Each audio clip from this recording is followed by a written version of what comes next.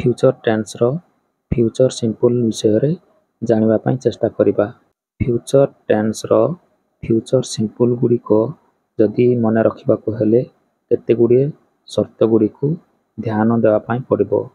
यथा प्रथम शर्त जो वाक्य रो शेष अक्षर केवल ब बा बी बु एवं बे थाए से वाक्यटी फ्यूचर सिंपल टेन्स रे अछि बोली जानि परिबा। द्वितीय शर्तटी फ्यूचर सिंपल वाक्यटी सब्जेक्ट परे शाल किंबा विल लागि थाए एवं तापरे भार्बटी बेस फॉर्म रे रहे।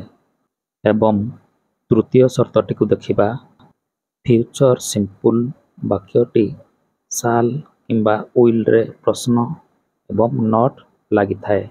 वर्तमान फ्यूचर सिंपल टेन्स रो शर्त गुडी को आमे जानि पारिले तेणु करी एहार फॉर्मूलाटी एपरि भाबरे रही थाए जेपरि कि सब्जेक्ट प्लस शाल किंबा विल प्लस भार्ब।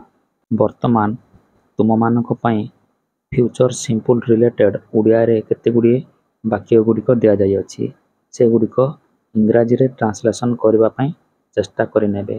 ता पूर्वरु फ्यूचर सिंपल रिलेटेड केते गुडी एग्जांपल गुडी को देखि नियंतु। जेपरि कि मु स्कूल को जीबी I shall go to school. मु स्कूल को जीबी की shall I go to school. मु स्कूल को जीबी नहीं I shall not go to school. मु स्कूल को जीबी नहीं की shall not I go to school. मु कौन स्कूल को जीबी नहीं की what shall not I go to school.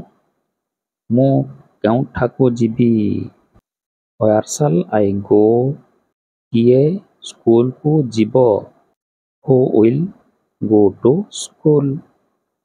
Thank you.